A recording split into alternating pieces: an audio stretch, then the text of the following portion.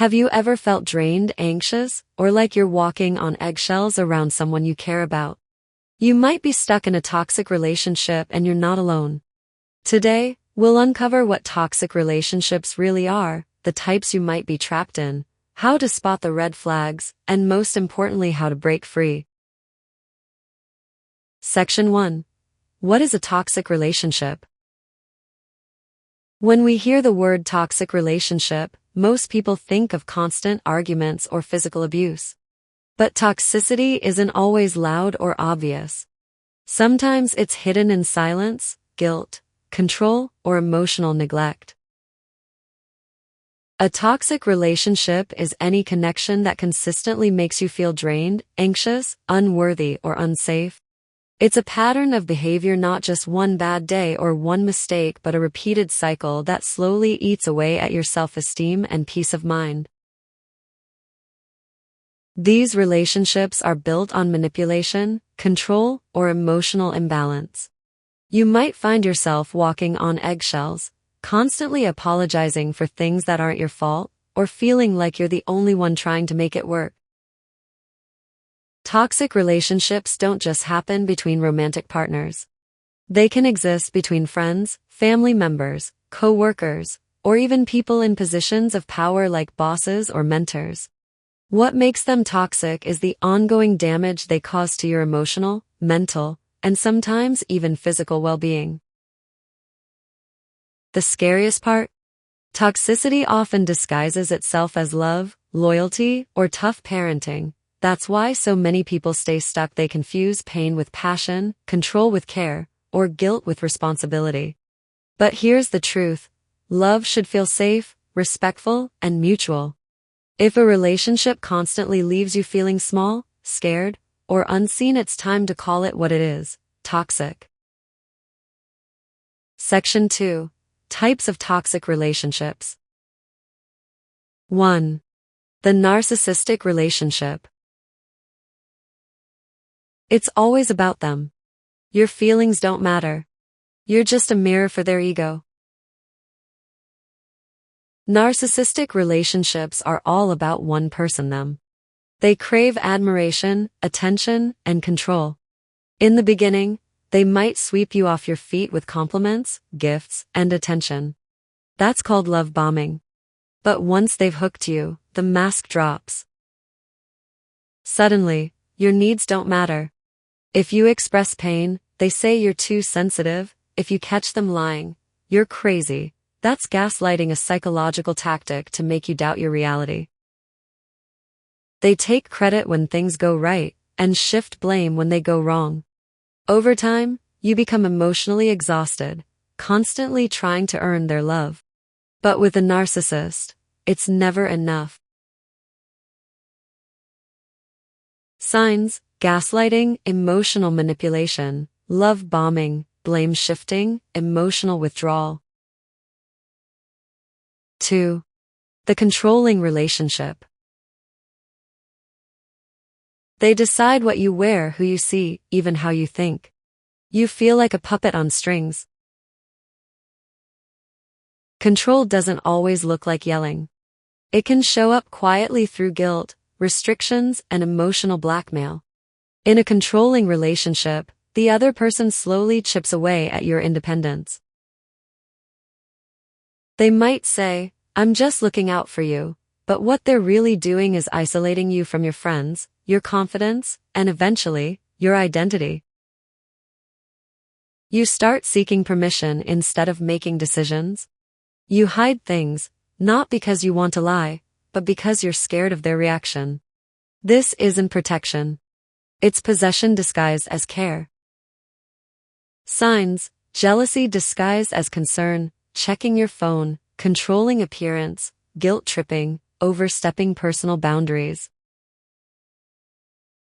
3. The codependent relationship. You lose yourself trying to save them. You feel responsible for their emotions. In a codependent relationship, the lines between the people blur. You give and give until there's nothing left for yourself. You're constantly fixing, rescuing, or managing their emotions, often at the cost of your own. You may think you're helping, but what's really happening is emotional enmeshment. You feel guilty for saying no. You measure your self-worth by how much they need you. Over time, your identity starts to revolve around their problems. You're no longer two individuals, you become one emotional unit. And if they fall apart, you do too. Signs: overfunctioning, lack of personal boundaries, constant guilt, fear of abandonment, emotional burnout. 4.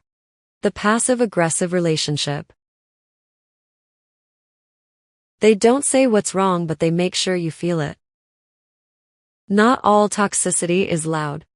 Some people hurt with silence, sarcasm, or subtle jabs. That's passive-aggressiveness, a way to express anger or control without taking direct responsibility.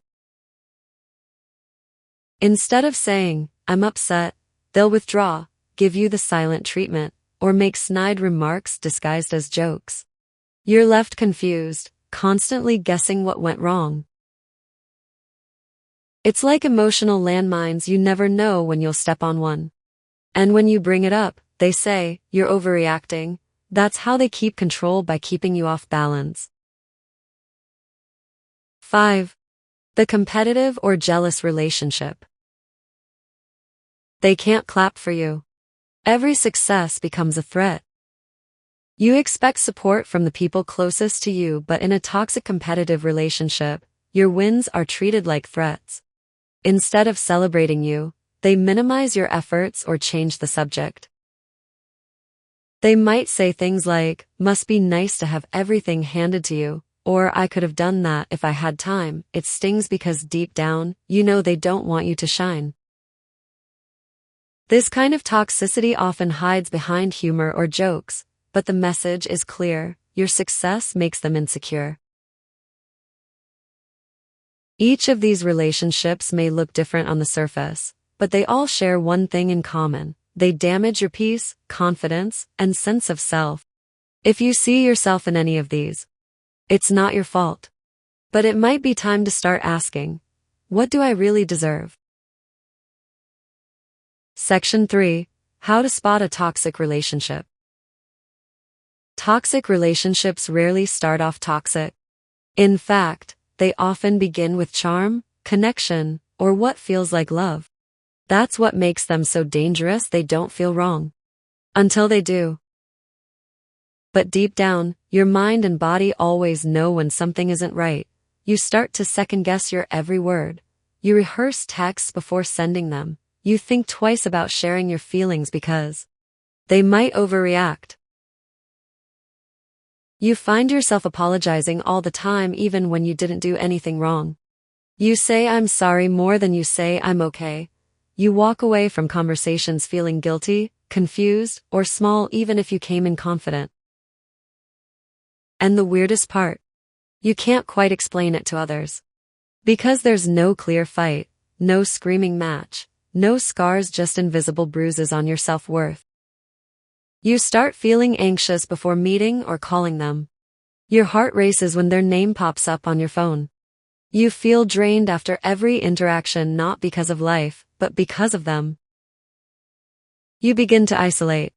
You hide parts of yourself, your opinions, your excitement, even your joy, just to avoid triggering them. You tell yourself, maybe if I just try harder, they'll change. But here's the truth. Healthy relationships don't make you feel like you're constantly proving your worth. They don't make you afraid of your own voice. Your body is smarter than you think. It will tell you when something's wrong through tight chests, sleepless nights, stomach knots, and constant self-doubt. This isn't just stress, it's your inner alarm system ringing, and it's time to listen. So how do you know if a relationship is toxic? Ask yourself this: do I feel more free or more trapped? Do I feel safe being myself? Do I feel loved or just tolerated, controlled or manipulated? Because real love doesn't drain you.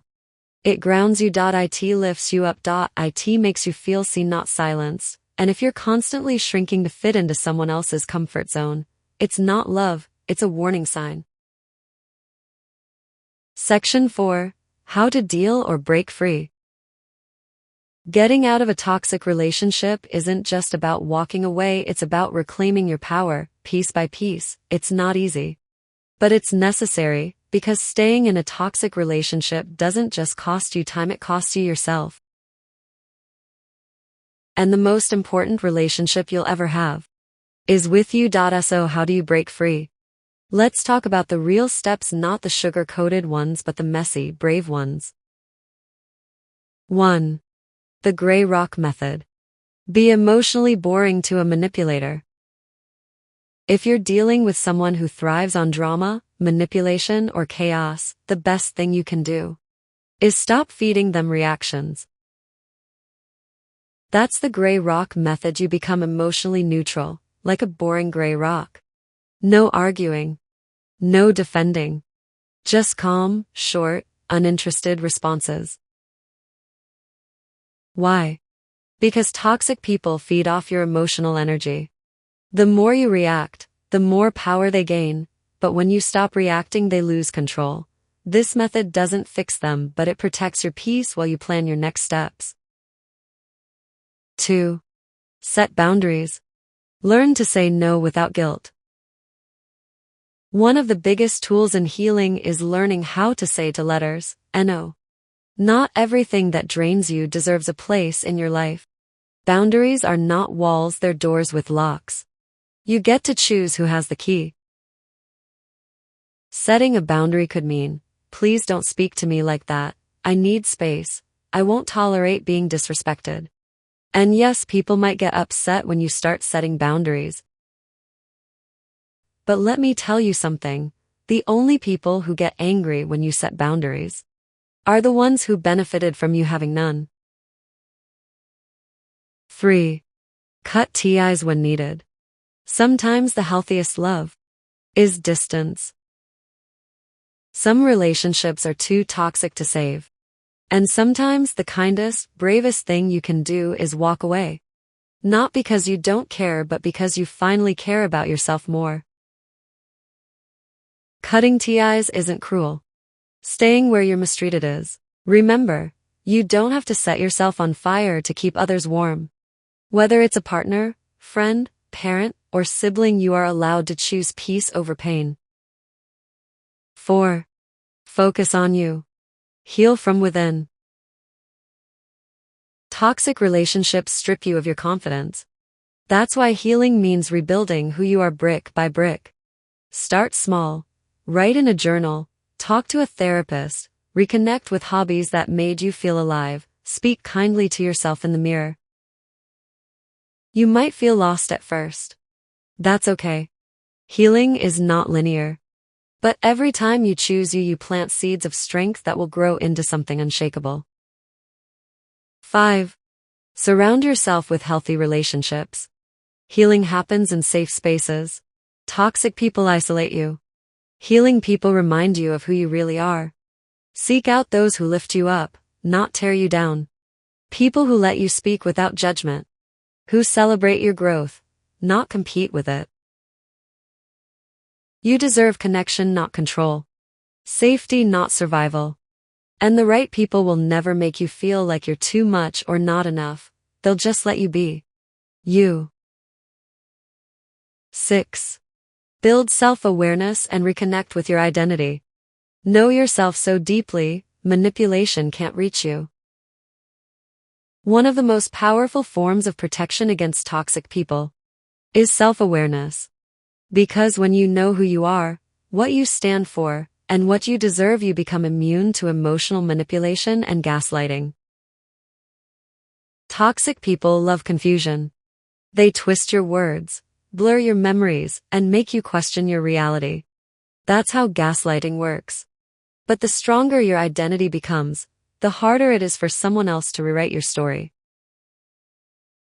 So how do you build that self-awareness? Start paying attention to your thoughts and emotions without judgment. Notice what makes you feel alive and what drains you. Ask yourself, Is this really what I believe or what I've been told to believe? Journaling, therapy, meditation, even spending time alone can help you. Toxic relationships don't always start that way, but if you feel lost, small, or hurt more than healed, it's time to reevaluate. You deserve respect, peace, and real connection. If this video helped, like, comment, and subscribe for more real talk on relationships and self-worth. Remember, love should never hurt more than it heals.